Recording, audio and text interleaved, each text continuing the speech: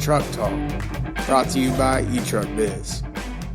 Hi, everyone. Ben Wheel reminding you that this episode of Truck Talk is not endorsed, sponsored, approved, or otherwise affiliated with FedEx Ground or any company other than the eTruckBiz. Today, our topic is transitioning drivers in a transportation company to hourly pay. Traditionally, drivers in the last mile delivery space have been paid a flat daily rate, but for many reasons, the most financially practical way to compensate drivers will be paying them an hourly rate. You're going to hear from a prosperous customer who successfully transitioned her payroll to hourly pay. Plus, we'll be joined today by a few of my eTruckBiz teammates. With us are Carrie Manders, our Chief Operating Officer, Gary Wade, our Director of Client Support, Engineering, and Training, and Seneca Bowers, our Finance Manager. Our guest customer today is Marina Markle, who owns and operates RM Deliveries along with her husband Ralph in the Great Lakes state of Michigan. And Marina, I know y'all have been in this business for about 15 years now. Please tell our listeners a little bit about y'all's background and a brief summary about maybe the last 10 years or so in this business, how you got into this business and what your experience has been like. My husband and I got into this business because he didn't want to work in a factory and he still wanted to be outside and travel around. And one day he met somebody that was driving for FedEx and looking for more drivers. And so he ended up driving for somebody else and then getting his own route.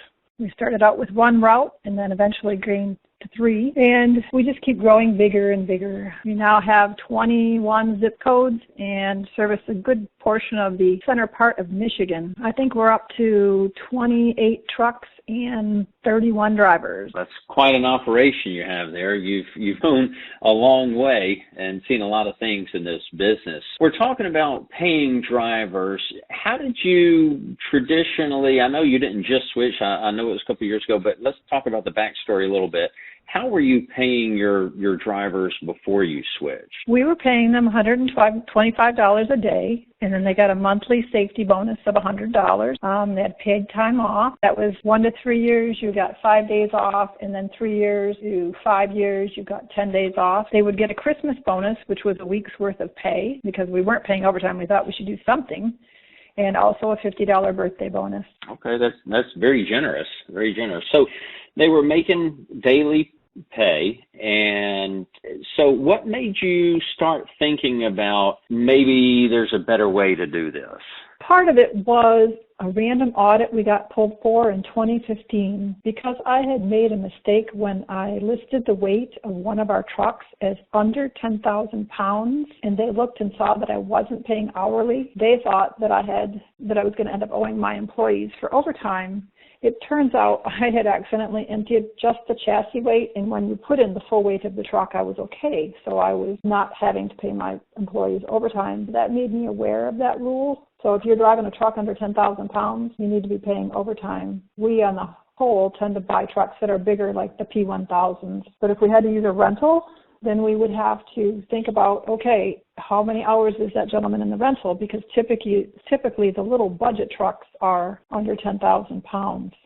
And so if someone drove that for half a week, then we'd have to switch and put another driver in it for the next half of the week just to try to be careful and be aware of that rule because I wasn't paying correctly, and it would be hard to just change my payroll for one guy. Yeah, it sure would. And that's only going to get even more important as we move forward in this space. So thankfully, you avoided what could have been pretty disastrous for your operation, but it really just opened your eyes, right? It did, yes. It was a big, scary transition. I can tell you, it was a scary transition, but it works so amazing once you take that great leap of faith. Okay. So just so our listeners understand a little bit about this, we'll go through the chronology of it, but how many drivers did you have or let's say this, I believe you told me in advance, you switched, about 2 years ago? Yes, and at that time we were smaller, so we had about 8 full-time drivers doing pickup and delivery. Okay, so they were all full-time, they were all P&D, no line haul? No. Okay, and what about managers? Were there managers involved besides your 8 drivers? Ralph and I were running the show, so I was doing HR and he was driving, and we had just brought in our first full-time manager. He had been with us about 6 months. Mm-hmm. Okay. And how many hours were your folks working at that time? Like how many days per week? How many days per week was your operation? We were doing 5 days per week, with the exception of when it rolled into peak, everybody was running on 6 days a week. It didn't fluctuate too much, except for if someone needed to be on vacation, or it's kind of different because in Michigan we have lakeshore customers, and so we have our own peak in the summer. So when it comes to Memorial Day through Labor Day, we kind of have a second peak then. So scheduling could pick up right around Memorial Day and Labor Day, and then also, of course, Christmas traditional peak. I've heard some people say that like 4th of July sometimes can be a heavy delivery time. Do y'all find that there in Michigan too, or not? Yes, that is very true, because I recall one time saying yes to an employee, letting him take 2 weeks off over 4th of July and running 140 stops on what was normally a 60, 70, max 80 stop route. We ran 140 in one day, Ralph and I. Whew. So, wow, that's exhausting, especially in July.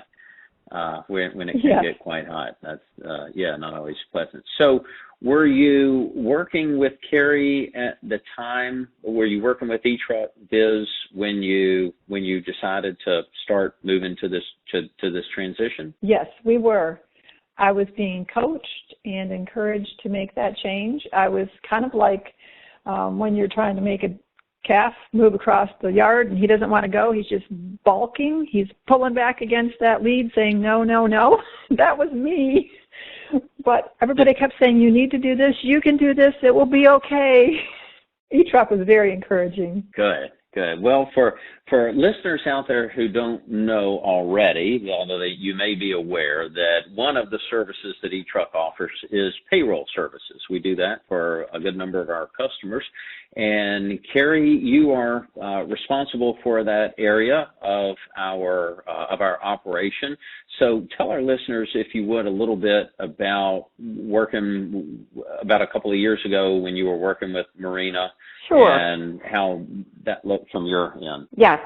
Actually, yes. I've been doing Marina's payroll for probably 4 years now.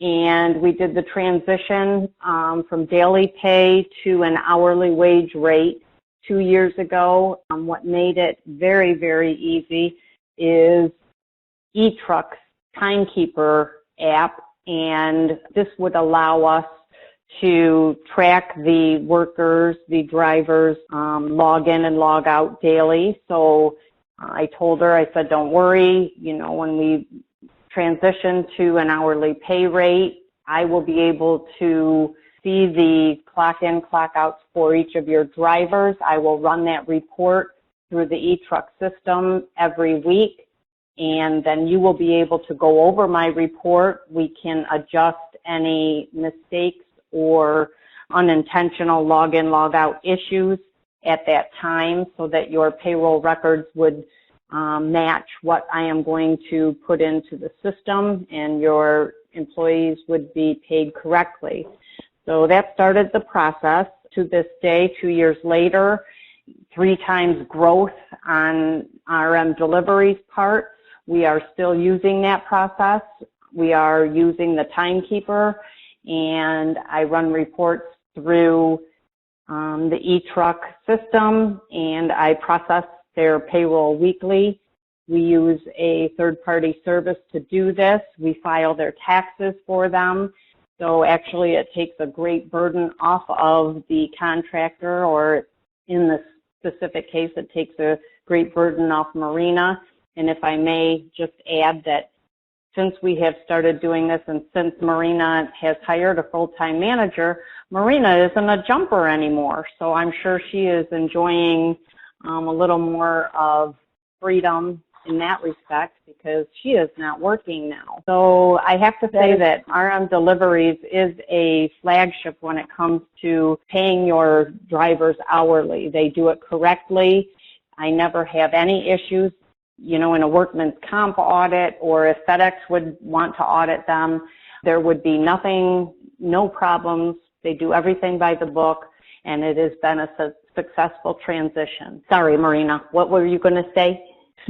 I was going to say thank you for getting me out of the driver's seat and being able to take that stress off me. You are so right in that it really has made me feel much, much better And I am a by-the-book person, and that's why I've really loved working with eTruck, because you guys are also by the book. It's not kind of a, well, I think. It's a, we should do things this way, and this is what we need to do next, and it's going to all work out. And you have proven that it has for your company. You have developed really into a very successful transportation delivery company, and I am happy to be a part of that growth, you know, as I see what you are evolving into, and what eTruck has been able to do for you is really a testament to what we want to provide to contractors and what our services and what our software is all about. Well, thank you for your help and your encouragement. Thank you for Jeff's great inspiration, creating eTruck. That's true. That's true. Well, thank you both. So let me ask you this, Marina. So, because a lot of people, I'm sure, out there listening now are thinking, well, that's very comforting to know that it has all worked well, and it looks like it'll continue to work well as you grow your operation. What were your drivers' reactions initially? Take us back to when you first told them about that they were going to be switching. They were scared they weren't going to be paid enough. And I would say we lost 3 of the 8 employees we had. I was really, I could understand their fear, because I didn't understand enough of it to be able to explain it clearly to them, other than when I could do the math, to be able to say, okay, this is how many hours you work in 5 days. If we're going to pay you, say, $15 an hour, and you're going to work 4 days, but it's 4 10s, you have the advantage of 1 more free day, and you're going to get paid about the same. And it turns out most of them, with the rare exception, we have a few, even now, that might be just a little bit under 40 hours. We have, as a business, decided that if I'm hiring people and saying, I have 40 hours worth of work for you, and I'm only providing you with 37 or 38, we pay them for the 40. It is a gesture of goodwill. It helps them with their budget, because think about it. If you in your life are budgeting to have X amount, say $600 a week of income, or $625, and then all of a sudden you're like, wow, it's going to really fluctuate. I might be 35 one week, I might be 45 the next week. You just need to know that you have your basic budget met, and that's what made people feel better, the ones that did stay. But we did have a few that just couldn't understand it and couldn't make that transition with us. I think now they look back and they're saying to themselves, wow, I really should have stayed.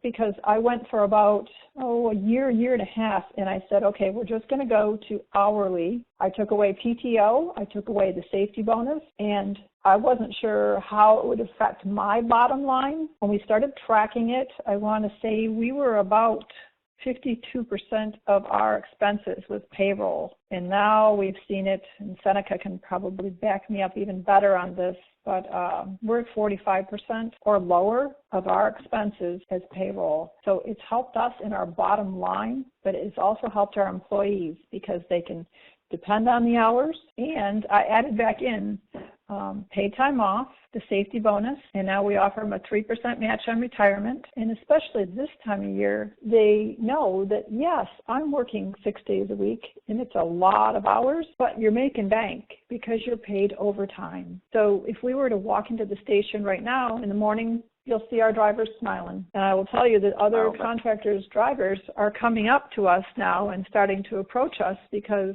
they know they're working 6 days a week, but it's just that flat rate. And around our area, it tends to be $125 a day.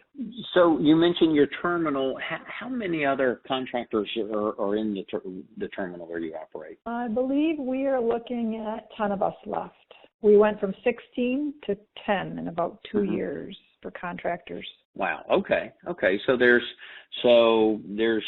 at least about 10. Are any of the others doing what you're doing, paying by the hour? Not that I know of. We've been encouraging them, but most of them are still per day. I would say 90% of them are still per day. There might be one. Okay. Let me ask you this too. What about your driver turnover now, since you have made the change?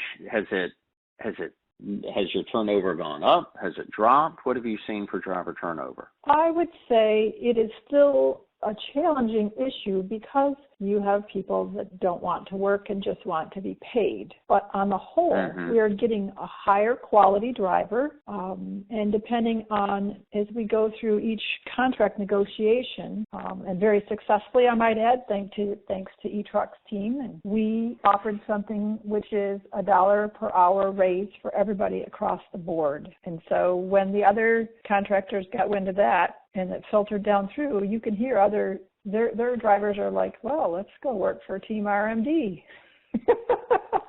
So it was a win-win. Right. Our guys are feeling like they're valued, and they're also feeling like that we're sharing in our increased revenue. I can imagine. I imagine they are. They listen. So, Seneca, I'm going to put you on the spot just for a minute, but Marina brought up your name, and I appreciate you being here on the call with us.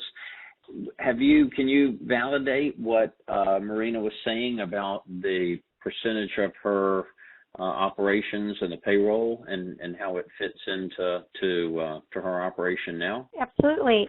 As part of my job, I analyze profit and loss statements for our contractors, and Marina's payroll is at, as she mentioned, 45%, which is stellar. It's almost unheard of. It's actually the goal we set for our customers, and it's a high goal, and they reached it mostly, I think, like Marina, you could add, because of the hourly change. I think with the hourly pay, the contractor has more control over their pay in relation to their settlement.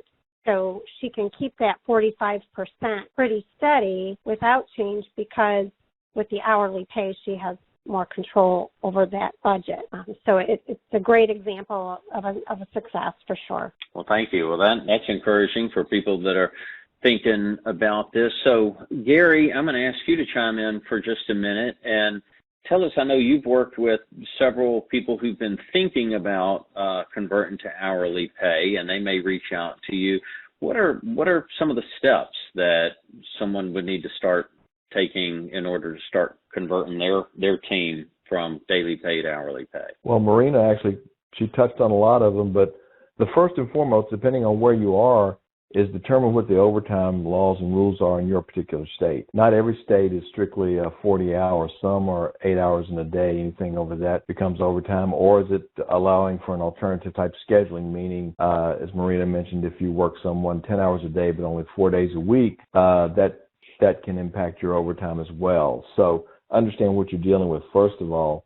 Then really the next step is taking a look at what your current structure is like and what it would look like on an hourly basis. Basically, with the hours and overtime hours your drivers are working, what's their hourly rate turning out to be? And a lot of times, because of paying someone a daily rate and then subsequently what that weekly total is, when you look at driver to driver making comparisons, they all seem like they're making similar amounts of money, but at the end of the week, when you factor in the hours they truly work and look at it on an hourly basis, you can see it really becomes disproportionate in a lot of cases. So that's the first thing. And then once you've done that, really looking at a way to save on overtime is possibly just reallocating the workload so that those people that maybe aren't working 40 hours can take up some of the excess that some of those folks who are working over 40. So you can balance out and reduce what overtime cost would be strictly by just balancing your workload with the current staff you have. And throughout all of this, you want to keep recruiting because, as Marina mentioned, you can lose some folks once you start to make the transition. So you want to have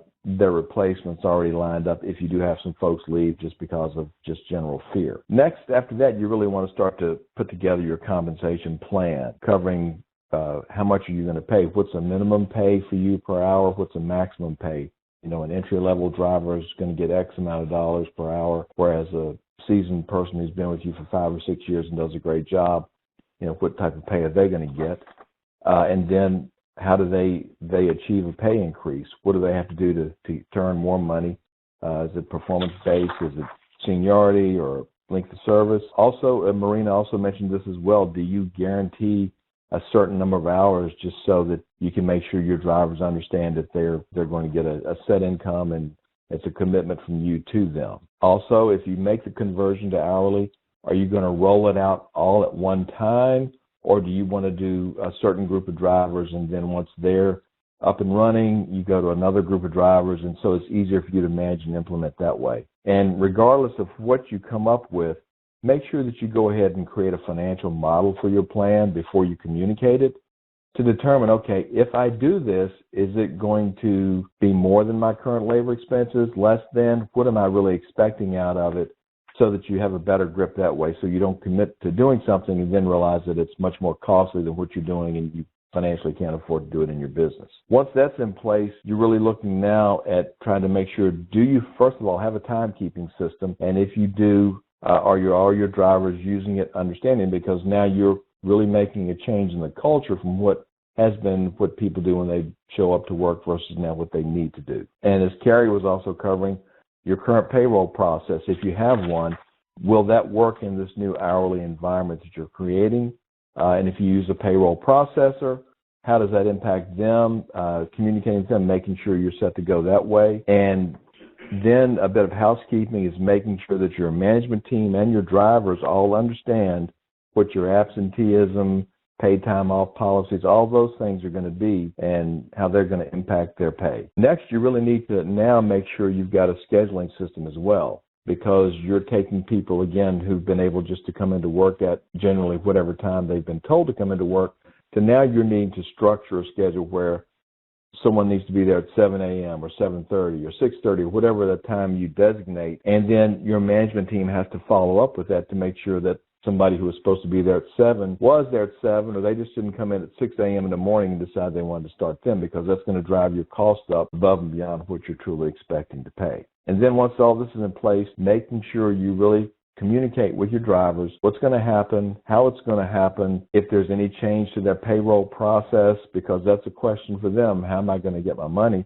And then once that's done, explain to them that the expectations about management following up with this new thing, this new culture that you're creating in regards to people being responsible for clocking in at a certain time, and management will be asking questions about that. Those are a lot of changes for, especially across a workforce, to put in at one time, and it does create some issues, and so it's best to go ahead and address those on the front end and make sure you're ready to deal with it instead of trying to adjust on the fly. Very helpful. Thank you. Maybe we'll create a handout to go along with this podcast that people could download to see some of the things that you were talking about. But that's a great thing. So, Carrie, let me toss it back to you. If a customer of ours is listening to this podcast and they're using our software, but they're not using us for payroll, what would be their next steps? What would they need to do to kind of ask, to get the ball rolling? Well, first of all, I would like to say that this time of year is the perfect time if they're thinking about changing payroll companies, because the optimal time to do that is January 1st with a new payroll year. Anytime during the year that we do a payroll switchover for a customer, we have to get the information from the whole year. So a year-to-date information for each customer or for each payroll person in order to transition them. So as a reminder, this is the time to look at your payroll company. We are very affordable. We do a really good job. Not only do we do many different payroll ways, as far as if you are not paying hourly, you don't have to. We pay many different ways with our customers. We adapt to the ever-changing need of the contractor. We are seasoned in that. We file all the taxes. We send out W-2s at year-end for tax season. We take care of any child support orders or garnishments that you may have, and we can direct you if you would like information about other tax issues. We assist in any audits. We do workman's comp audit information for you, any type of reporting that is required for that. So, as far as what you're getting for our service, we do go above and beyond, and I think the most important thing is we are always here. You're talking to a real person. You're not on a helpline waiting 2 hours to get a real person. We have a staff that is ready and available to answer any and all questions. Payroll is a very sensitive thing, and we know that. Yes, I can tell from the customer surveys that we send out that people think highly of our payroll department. So thank you for what you do with that. Marina, what was, getting back to you, when you were doing this, so what was your did you have big question that you wanted answered before you were comfortable turning over your payroll to us? No, I would say it was just a bunch of little ones. Things like considering we had one route that was under an hour away from the station, and knowing that that gentleman running it would need to be running 5 days a week to reach his 40 hours. And when you're building a schedule, most everybody else was going to be 4 days, 10 plus hours. How to fit some 4-day-a-week people in, some 5-day-a-week people in, I believe that was something I remember as one of the big challenges that I had when I was being trained, because I remember Gary showing us at one of the conferences, okay, if you have people rotating through this way, and you could pick how many hours per day and how many days per week, but I don't remember having them necessarily so much merged. You know, having this gentleman, and I'll probably have to figure out that I have to have someone pick up a day on this guy's schedule so that if he doesn't get enough hours, he'll get them in a different spot. I mean, it just was so many little things all added up together that part was slightly overwhelming, but we got there. It's like building a quilt. It's one step at a time, and in the end, you get it done. Right. I think I remember back. Okay. One of our things also too, and it's just Gary mentioned this when you talk about the expenses. Our drivers loved to come in early, like 6:30 in the morning, and so they were there. As soon as they stepped foot on the truck, the loaders started putting the packages on the back end of the truck and didn't load them where they were supposed to. They just left it for the driver to do. So the driver's like, well, they don't load it. I have to be there early to do it. It really was an educational thing to our drivers to say, okay, I would like you to come in at, and I think originally we moved it to 7:30, and now it would be 8 o'clock. Depending on which route they're running and where they're, like if they're loading their own truck versus if their truck is being loaded for them. So we've really kind of had to take each subject of when to start your day and kind of tweak that for the route. And we've also had to tweak the work areas. Another really, really neat thing is just when you switched hourly, that you realize that you're going to be able to have control of the efficiency of that person. That was one of the things in my early training lessons was, okay, well, how many stops per hour is the guy doing? And is he just kind of taking a break for half an hour and shopping at Walmart and you don't know it? Honestly, they were more often than I realized. It was really an eye-opening experience. And once you start holding people accountable and saying, okay, this route can be run with so many stops per hour. I know I've done it. I've been in that seat. You should be able to get this done. Why are you not getting it done? And having some conversations with people, it really helped our business grow. It helped us to be efficient, and it helped make that hourly change financially feasible. And like Seneca was saying, going from 52% of your expenses being payroll down to 45%, and we've even had months where it's lower than that. It's phenomenal. It allows us to concentrate on our maintenance expense. It's hard to even sum up how huge having e-truck in our life has been, but it has been phenomenal. Well, that is impressive, and the points that you bring up are very important. So it's with people and the things that go on during the daily routine that if you aren't paying attention to and nobody's paying attention to, then things get overlooked. So you're right. It's a great way to understand what's going on in your business. Yes, it is. I know you're busy and our team is busy, so I'll start trying to bring this to a close because I know our listeners are busy too. I'll just ask a couple of wrap-up questions from some of you. Seneca, what kind of questions do you get? Because I know you have a lot of payroll customers. What are some of the frequently asked questions that you get that might be helpful for some of the listeners to know the answer to if they're listening to this and thinking about converting to hourly? Sure. I think a lot of our customers initially, as Carrie mentioned and Marina, they're nervous about the change. We know it's a sensitive area. They want to make sure there's no downtime with their employees. So if they're already an existing business, I think their main concern, rather than a question, is how are we going to migrate? What is that process like?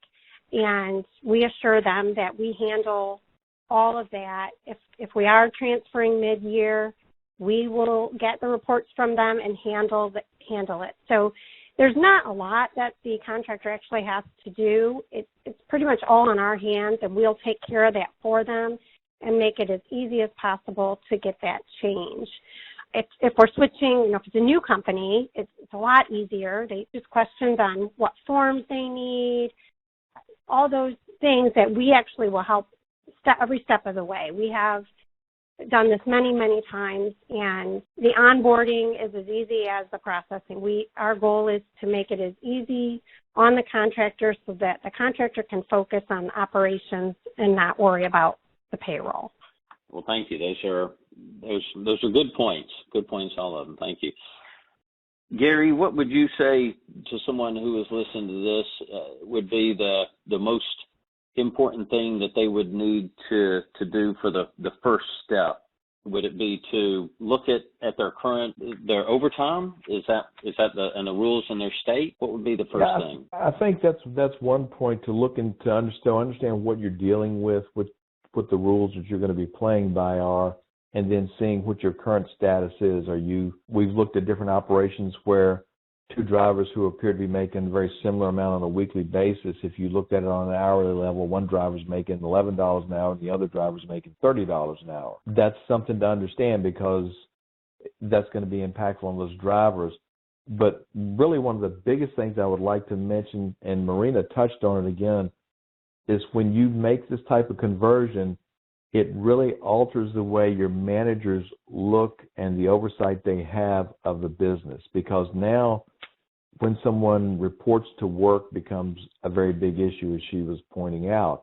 And then also looking at that, can you tweak those times so that person spends maybe less time in the building and more time on road, whereas before maybe it wasn't as critical. Now that's money being spent when they're in that vehicle in the building and not doing anything versus if they've got the vehicle out on the road.